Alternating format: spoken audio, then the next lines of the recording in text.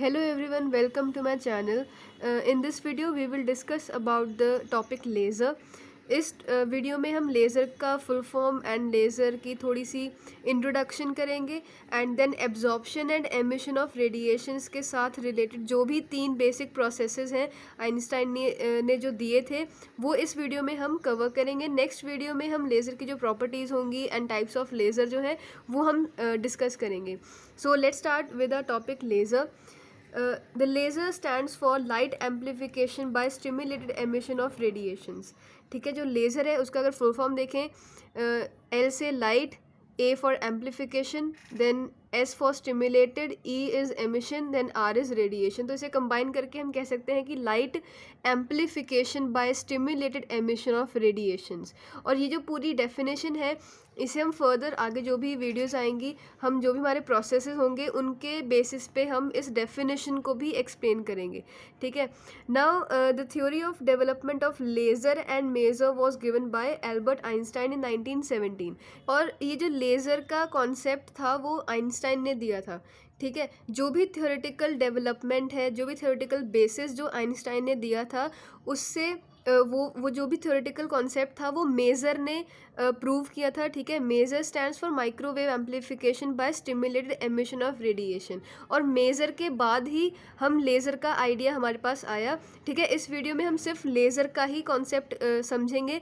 ठीक है, नेक्स्ट हम देखते हैं absorption and emission of radiations. In 1916 Albert Einstein studied the interaction of matter with electromagnetic radiations. On the basis of his study he proposed that the interaction of radiation with matter could be explained in terms of 3 basic processes. तो जो भी matter के साथ matter ने interaction की थी electromagnetic radiation के साथ, उसके बेसिस पे आइंस्टाइन ने हमें 3 बेसिक प्रोसेसेस दिए थे। First one is stimulated absorption, then spontaneous absorption and the third one is stimulated emission. ठीक है, ये 3 प्रोसेसेस हमें आइंस्टाइन ने दिए थे। इन्हें वन बाय वन हम कवर करेंगे। First one is stimulated absorption और इंड्यूस्ड एब्जॉर्प्शन। जो स्टिमुलेटेड एब्जॉर्प्शन है वो अपने आप प्रोसेस नहीं होता। ठीक है, हमें कोई ना कोई एक्सटर्नल एजेंसी चाहिए, एक्सटर्नल स्टिमुलस चाहिए जिसके साथ हमारा जो स्टिमुलेटेड एब्जॉर्प्शन है वो हो पाए। ठीक है, then let radiations of frequency nu are incident on the matter having atoms with ground energy level E0 and excited state level E1। हम कंसिडर करते हैं कि कोई भी हमारा मैटर है जिसकी ग्राउंड एनर्जी लेवल E0 है एंड एक्साइटेड लेवल हमारा E1 है, और कोई भी एक फ्रीक्वेंसी, एक रेडिएशन आएगी जिसकी फ्रीक्वेंसी न्यू होगी। ठीक है, और इसकी एनर्जी क्या होगी, एच न्यू। ठीक है, कोई भी एक रेडिएशन आई, ठीक है, और वो रेडिएशन जो है उस मैटर पे इंसिडेंट होगी एंड जो हमारे एटम्स होंगे, ठीक है, उस मैटर के अंदर, ठीक है, बिफोर एब्जॉर्प्शन अगर यहाँ पे सिचुएशन देखें तो वो जो हमारा एटम होगा वो ग्राउंड स्टेट पे ही होगा। ठीक है, उस पर कोई भी एक्स्ट्रा एजेंसी या कोई भी एक्स्ट्रा हमने एनर्जी नहीं प्रोवाइड की। ठीक है, अब नॉर्मल सिचुएशन में वो एटम जो है वो ग्राउंड स्टेट में होगा एंड जब ये जो हमारी रेडिएशन है वो स्ट्राइक करेगी हमारे मैटर पे, तो ये जो हमारा एटम है ये इस फोटोन को एब्जॉर्ब करेगा और एब्जॉर्ब करने के बाद हमारे पास क्या होगा, ये जो एटम है वो हायर लेवल में चला जाएगा, मतलब एक्साइटेड स्टेट में चला जाएगा। पहले वो E0 ग्राउंड स्टेट पे था, अब वो हायर लेवल E1 पे चला जाएगा। ठीक है, यहाँ पे हुआ क्या है, बेसिकली नॉर्मली एटम हमारा ग्राउंड स्टेट पे था, उसके पास कोई भी एनर्जी नहीं थी कि वो एक्साइटेड स्टेट में जाए, लेकिन यहाँ पे हमने एक्सटर्नल स्टिमुलस दिया। ठीक है, एक्सटर्नल एक हमारे पास रेडिएशन आई जिसकी फ्रीक्वेंसी थी न्यू एंड उसकी एनर्जी हो जाएगी एच न्यू, और ये जो फोटोन है ये जो एटम है इस फोटोन को एब्जॉर्ब करेगा एंड इस एटम के पास अब सफिशिएंट एनर्जी होगी कि वो फर्स्ट एक्साइटेड स्टेट में चला जाए। ठीक है, तो अब ये जो एटम है इसने एब्जॉर्ब किया, वो E1 लेवल में आ गया। इस प्रोसेस को हम कहेंगे स्टिमुलेटेड एब्जॉर्प्शन। मतलब वो जो एब्जॉर्प्शन है वो अपने आप नहीं हुआ, हमने एक स्टिमुलस दिया, एक एक्सटर्नल बाहर से कोई रेडिएशन दी, उसकी वजह से हमारा जो एटम है वो एक्साइटेड स्टेट में गया। इस प्रोसेस को हम स्टिमुलेटेड एब्जॉर्प्शन कहते हैं। It requires only incidence of photons of a definite frequency और एनर्जी।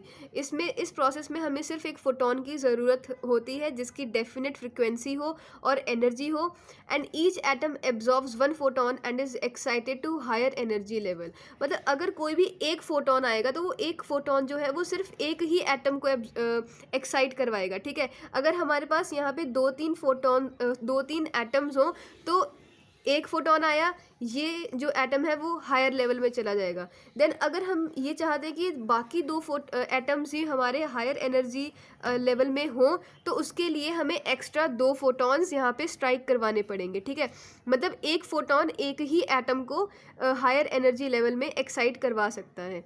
तो ये हमारा था स्टिमुलेटेड एब्जॉर्प्शन। स्टिमुलेटेड एब्जॉर्प्शन में हमें सिंपल एक एक्सटर्नल स्टिमुलस चाहिए, ठीक है, जिसकी वजह से हम जो एटम्स हैं उसे हायर एनर्जी लेवल में भेज सकें, ठीक है। Second one is spontaneous emission.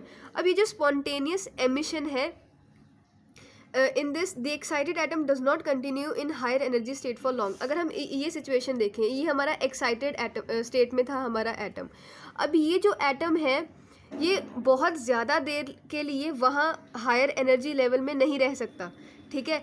तो वो क्या करेगा, वो अपने आप एक फोटोन को रिलीज़ करेगा, ठीक है। वो एक फोटोन देगा of energy h nu equal to E1 minus E nought. मतलब पहले उसने h न्यू एनर्जी जो थी वो ली थी, ठीक है। ये जो h न्यू एनर्जी होगी ये किसके इक्वल होगी, h nu is equal to E1 minus E nought. मतलब ये जो हमारा गैप है इसका डिफरेंस होगा, वही हमारी फोटोन की एनर्जी होगी, ठीक है।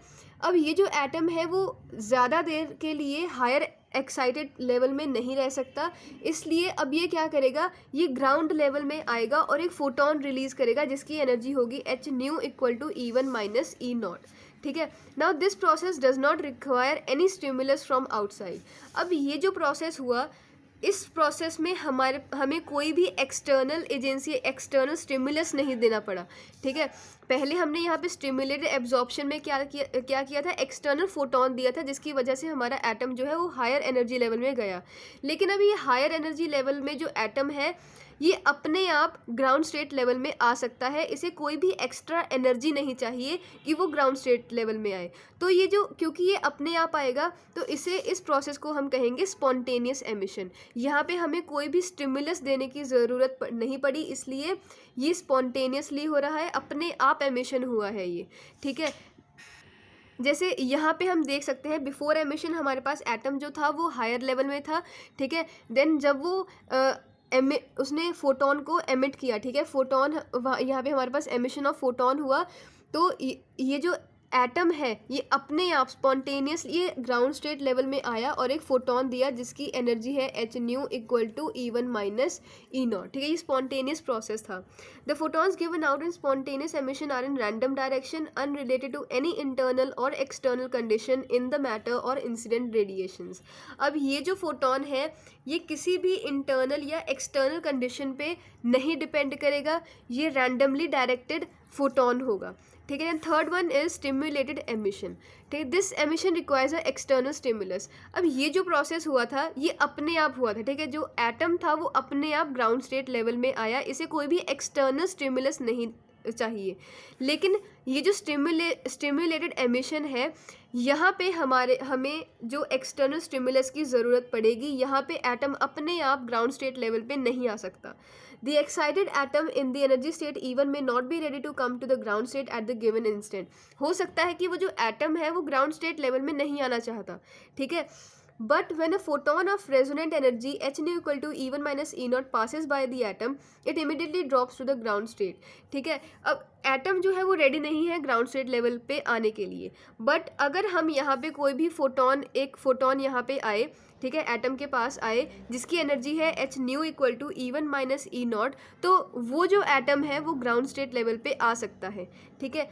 Now it passes by the atom, it immediately drops to the ground state. जैसे ही ये फोटोन इसके पास से गया तो एटम जो है वो ग्राउंड स्टेट लेवल में आ जाएगा।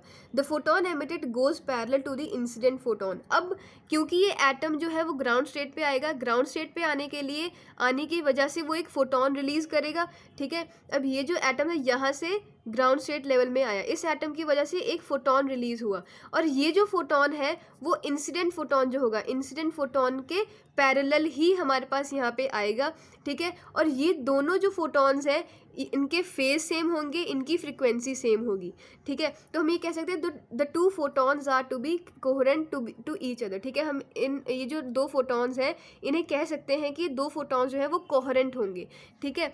हमने 3 प्रोसेसेस देख लिए। फर्स्ट हमारे पास था स्टिमुलेटेड एब्जॉर्प्शन, ठीक है। स्टिमुलेटेड एब्जॉर्प्शन में हमने क्या किया था, एक्सटर्नल एक फोटोन दिया, एटम ने उसे एब्जॉर्ब किया, हायर एनर्जी लेवल में गया, ठीक है। देन सेकंड हमारे पास क्या था कि हायर एनर्जी लेवल से एटम जो है वो अपने आप ग्राउंड स्टेट पे आ सकता है और एमिट करेगा एक फोटोन जिसकी एनर्जी होगी hν = E1 - E0। ये है हमारा स्पॉन्टेनियस एमिशन।